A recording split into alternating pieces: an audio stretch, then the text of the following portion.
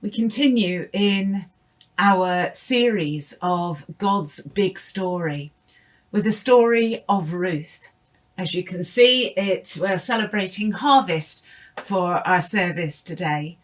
And the harvest is very much a part of the story of Ruth and how she sacrificially gave everything for love of her mother-in-law and her place in God's rescue plan that he had for his people. And so we hear the Bible reading from the story of Ruth. In the days when the judges ruled, there was a famine in the land. So a man from Bethlehem in Judah, together with his wife, 2 sons, went to live for a while in the county of Moab. The man's name was Elimelech, his wife's name was Naomi, and the names of the 2 sons were Mahlon and Kilian. They were Ephraimites from the Bethlehem, Judah, and they went to Moab and lived there. Now Elimelech, Naomi's husband, died. She was left with her 2 sons. They married Moabite women, one named Orpah, other Ruth. After they lived there about 10 years, both Mahlon and Kilian also died, and Naomi was left without her 2 sons and her husband. When Naomi heard in Moab that the Lord had come to the aid of his people by providing them food for them, she and her daughter-in-law was prepared to return home from there. With her 2 daughters-in-law, she left the place where she'd been living and set out on the road that would take them back to the land of Judah. Then Naomi said to her 2 daughters-in-law, "Go back, each of you, to your mother's home. May the Lord show you kindness as you have shown kindness to your dead husbands and to me. May the Lord grant each of you will find rest in the home of another husband." She kissed them goodbye, and they wept aloud, and said to her, "We will go back with you to your people." But Naomi said, "Return home, my daughters. Why would you come with me? Am I going to have any more sons? Who could become your husbands? Return home, my daughters. I am too old to have another husband, even if I had thought there was still hope for me. Even if I had a husband tonight and they gave birth to sons, would you wait until they grew up? Would you remain unmarried for them? No, my daughters. It's more bitter for me than for you, because the Lord's hand has turned against me." At this they wept aloud, and Orpah kissed her mother-in-law goodbye, and Ruth clung to her. "Look," said Naomi, "your sister-in-law is going back to her people and her gods. Go back with her." But Ruth replied, "Don't urge me to leave you or turn back from you. Where you go, I will go. Where you stay, I will stay. Your people will be with my people, and your God, my God. Where you die, I will die, and there I will be buried. May the Lord deal with me, be it ever so severely, if even death separates you from me." Amen. A group of professional people asked some 4 to 8-year-old children a question. And that question was, what does love mean? And the answers that they received from these children were broader and deeper and more profound than any of them could have imagined. For instance, Billy, aged 4, said, "When someone loves you, the way they say your name is different. You just know that your name is safe in their mouth." I love that. And Bobby, aged 7, said, "Love is what's in the room with you at Christmas when you stop opening presents and just listen." Wow. And Nicola, aged 6, said, "If you want to learn to love better, you should start with a friend you hate." We need a few million more Nicolas on this planet. And Cindy, aged 8, said, "During my piano recital, I was on stage and I was scared. I looked at all the people who were watching me, and then I saw my daddy waving and smiling. He was the only one doing that, and suddenly I wasn't scared anymore." And finally, the story of a 4-year-old child whose next door neighbour was an elderly gentleman who'd recently lost his wife. Upon seeing the man cry, the little boy went into the old gentleman's garden, climbed on his lap, and just sat there. When his mother asked what he had said to his neighbour, the little boy said, "Nothing. I just helped him cry." Our Bible reading today is all about love and sacrifice and being alongside someone in their pain. Ruth was the great-grandmother of King David and an ancestress of Jesus. But like Rahab, who we'll hear about next week, she shouldn't have been in the kingly line at all. She was a Moabite woman, a foreigner, and according to the laws laid down for the people of Israel, she should never have been allowed to marry any Israelite man. But she married not just one, but two. However, it was her love and her sacrifice and her loyalty to her mother-in-law Naomi that made her want to help her cry and leave everything she knew and loved to stay with her and support her.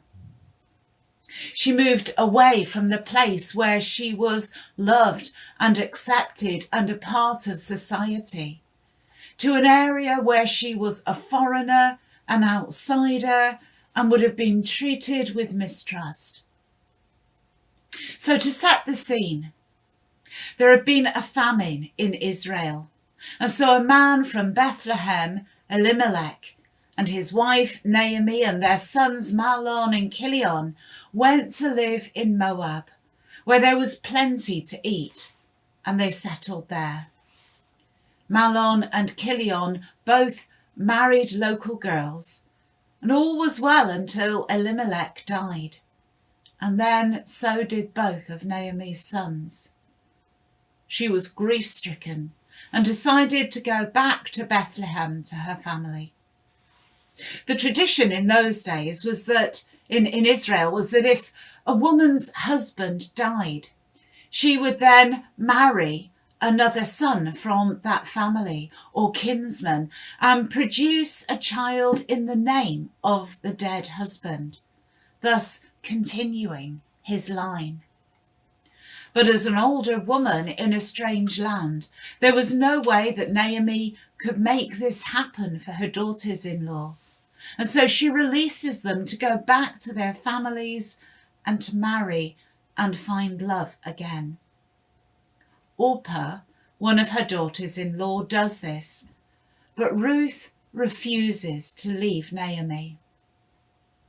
Ruth's sacrificial love led to loyalty and faithfulness when she came out with that stunning speech of faith.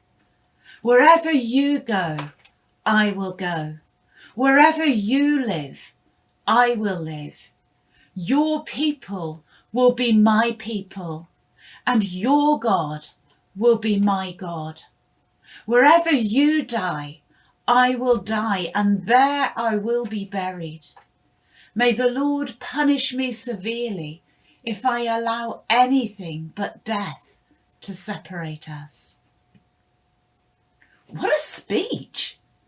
She was willing to leave behind her family, her gods, her way of life and traditions, all that she knew, to follow and look after her mother-in-law in a country where the traditions were very different, where the fact that she was not just a foreign woman but a Moabite who they hated made her the lowest of the low, and where there was a very different God worshipped in a very different way, and where she knew that she was highly unlikely to ever see her family again. And yet she did it. She insisted upon it. Do you know, Naomi must have been an amazing mother-in-law to make Ruth want to follow and go with her in that way. But Ruth did so much more than to help Naomi cry. She walked the road of her grief with her in the most incredible way. And in the book of Romans, chapter 12, Paul writes to the church in Rome, calling them to offer themselves as a living sacrifice, holy and pleasing to God, seeking to serve those around them. It's a beautiful and amazing and encouraging chapter, and I would encourage you to read it if you have time. But verse 15 of chapter 12 reminds us to rejoice with those who rejoice and to mourn with those who mourn. Other translations say weep with those who weep.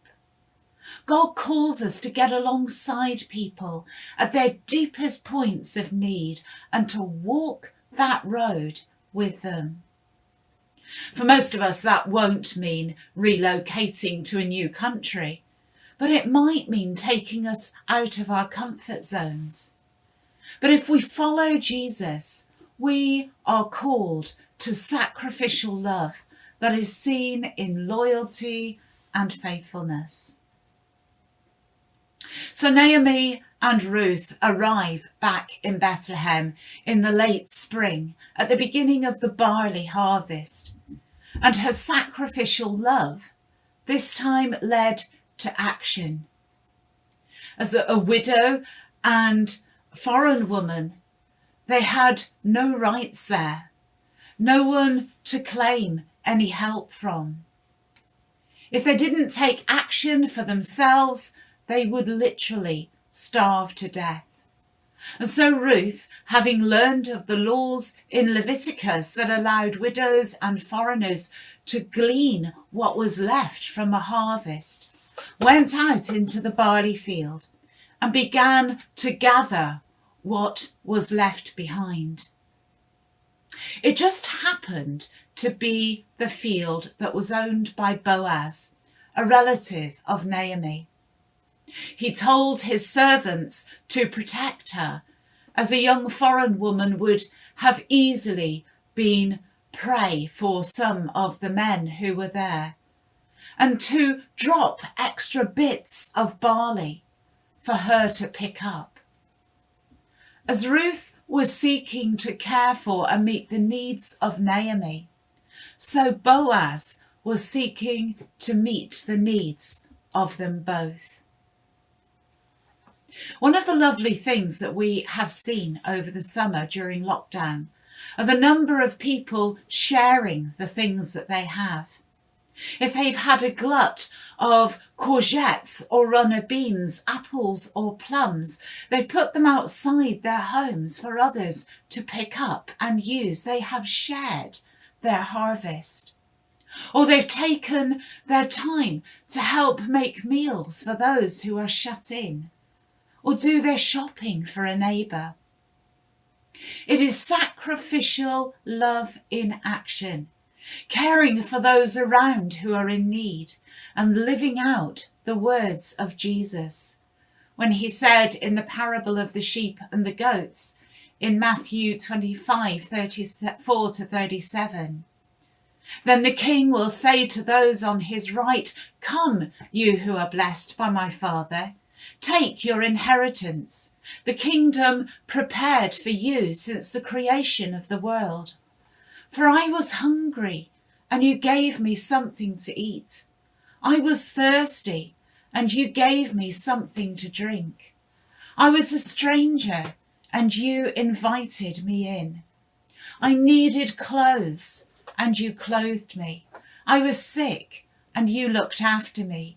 I was in prison, and you visited me.'" So sacrificial love leads to loyalty and faithfulness and to action, but it also leads to hope. Ruth and Naomi arrived with nothing, but due to the kindness of Boaz, he became her kinsman redeemer, the person who would marry Ruth and produce an heir for her lost husband. Suddenly, the two widows who had lost everything had a home and wealth and a child that not only brought hope to Ruth and to Naomi, but would go on to be the grandfather of King David, the forefather of Jesus. Sacrificial love brings hope, seen at its best in the love that Jesus showed for us on the cross, and in the way that we can reach out to those most in need today. As we celebrate our Harvest Festival, as we give thanks to the Lord, for he is good and his love endures forever. As we celebrate that in this incredibly difficult period, may we harvest our love for the people around, weeping with them in their struggles, acting to meet their needs, and offering hope as we share the love of Jesus in these trying times through the things that we do and say that point to the one who gave all for us. And if God could bring a hated Moabite widow, who was the lowest of the low in Israelite society, and elevate her to being a forebear of Jesus, just think what he can do through you and me. Amen.